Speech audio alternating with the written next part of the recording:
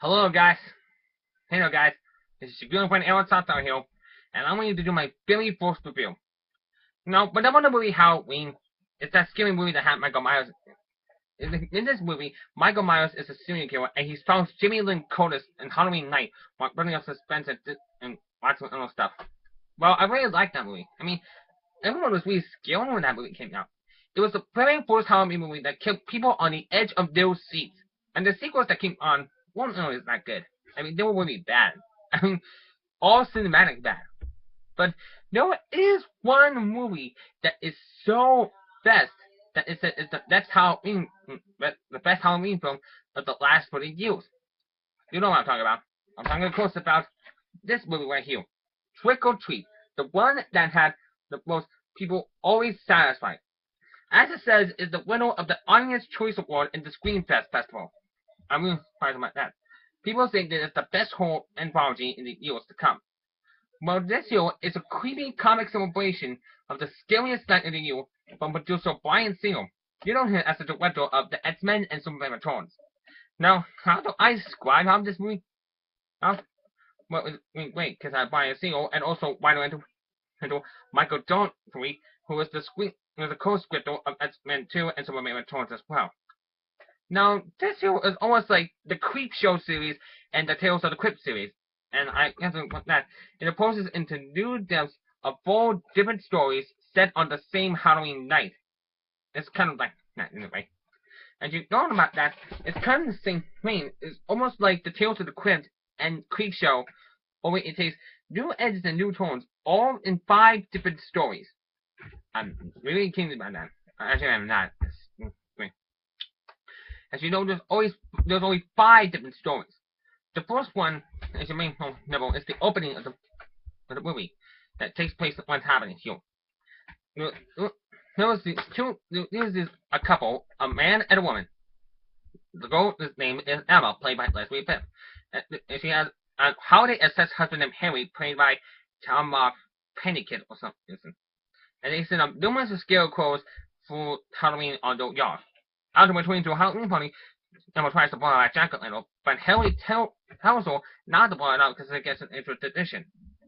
But she blows it out anyway. Wait, what she doesn't know is that she's being stalked by somebody. And that's the start of the movie.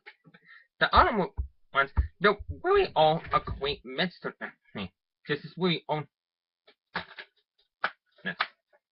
That's the part of having in Warren Valley, Ohio. That's the town that the movie takes place in.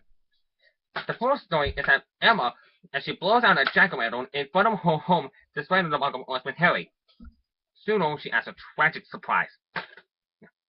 Earlier on in the film, a fortunate woman played by Academy acclaimed actress Anna Paquin, which you saw in lots of movies before, as you may notice, survives a little bit wearing her costume with her sister and her two girlfriends, and they invite the guys to a party.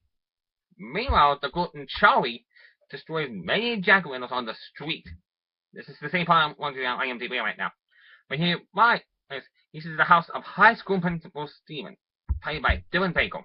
And as you can see in the movie, he is kind of a psychopath. I have to admit, I don't know why, but he always likes his Halloween best.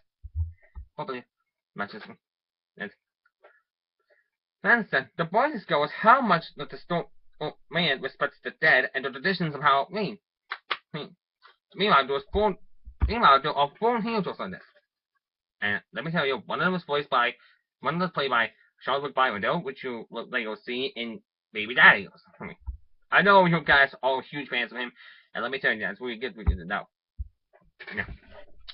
He plays this 114, and they invite an outcast, David Wanda, played by newcomer Sam Todd, which I never saw her recently after that movie. They invite her to join in the journey to an abandoned walkway where a tragic happened with a school bus and 8 troubled children only 30 years ago. So supposedly that it's the same year that Halloween took place. The movie. They play a playground. But then with the mean Marcy played by blows out the last jack-o'-lantern in the spot. They need the support of Wanda to escape and eat the damn place. Yeah. Now, back to Worry in this, as you may know, this During in the middle of the movie, she sees a stalker. That's right. It's a stalker that follows her while walking through the woods to the party. And she finally has an invitation or something. But the ending is probably the best that anyone wants to know. Because it stars Brian Cox. That's right, you know the guy, Brian Cox. He plays as lonely Mr. Craig in this movie. He does all along this time, right. And he's always grouchy, he always knows what he's doing. But what he doesn't know is that on this night, he is being stalked by somebody. And that is the whole plot of the movie. That's all the plots of the movie that that's clear now. I was really surprised that anyone took this really seriously. I mean, wait. As you may know, I think it has some kind of connection to Halloween. Because it takes point. But I know. And I know I don't know. I know that everyone loves the original Halloween that has Michael Myers and Jamie Lee Curtis. I really am glad that anyone has seen it. And I also know that anyone likes this movie too. But why aren't they both really great movies? Was it because they were released on the same Halloween night or something? Well, I guess the same name. I am confused with movies sometimes, or maybe a TV show. I don't have a real connection, but I think more that Hollywood was actually, somebody in Hollywood was actually right enough to give us this movie. This is called the best horror anthology everyone's ever produced in on time. But there's only one problem that comes to mind. It didn't release. It was only a DVD release. I mean, it was never released in theaters. I mean, I was really surprised about that. I mean, how the hell did they even have to give a DVD release and they don't show it in theaters? It was almost like a Halloween joke. It's just on DVD. Well, I think it was. I hope they're going to do a sequel to this. Not now. Sorry about that.